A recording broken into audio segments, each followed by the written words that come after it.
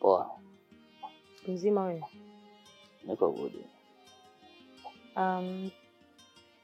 Samani kama tulivyoonana siku zile njiani, ulikuwa una haraka, lakini mimi nilikuwa na shida na wewe kidogo. Koje?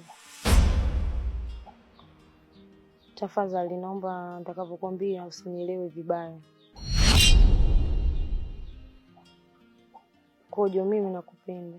Naisia siwezi kuzificha. Meli, wewe ni mwanamke mzuri sana na umekamilika kila aina ya idara, kuanzia sura mpaka mwili wako, lakini kitendo ambacho unachokifanya ni cha aibu sana. Meli, achana na ukaribu tu wa mimi na wewe, lakini pia utamwona ukaribu na dada yangu. Yule dada yangu ni rafiki yako mkubwa sana. Sasa ikiwa wewe ni rafiki wa dada yangu, mimi ndabidi nikuite nani? Na kama sio dada?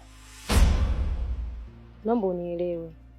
Nimeamua kuzungumza ni hisia za moyo wangu, jinsi ninavyojisikia. Nakupenda. Siwezi kuteseka. Nakupenda Kojo. Naelewa sana Nisia, lakini kitendo ambacho unachokifanya ni kujidhalilisha. Wewe ni mwanamke, unataka utengeneze status yako iwe mzuri, unataka utengeneze wewe mwenyewe ujipende, na sio kukaa kuzungumza kwa mwanamume kwamba unampenda. Alafu unajua kabisa unaupo karibu sana familia yetu. Katika hilo nasikitika kukwambia kwamba siko tayari na wala sina hisia na wewe.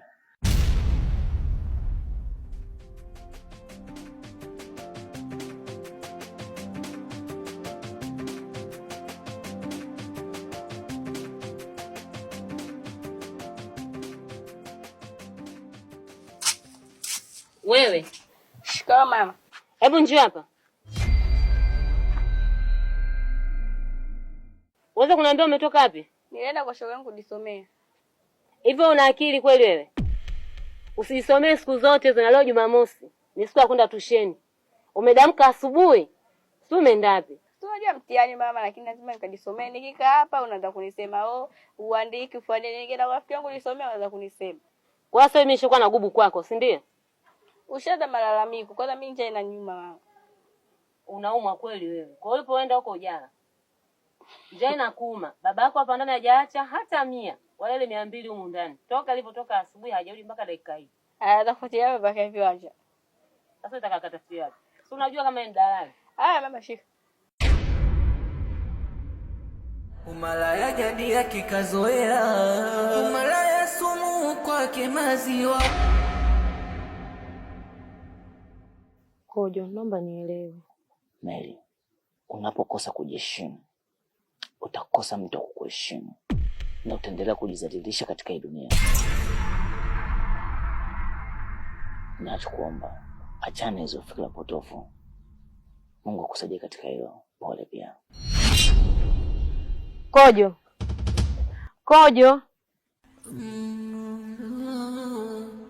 Unakupenda wewe, naisia siwezi kuzificha.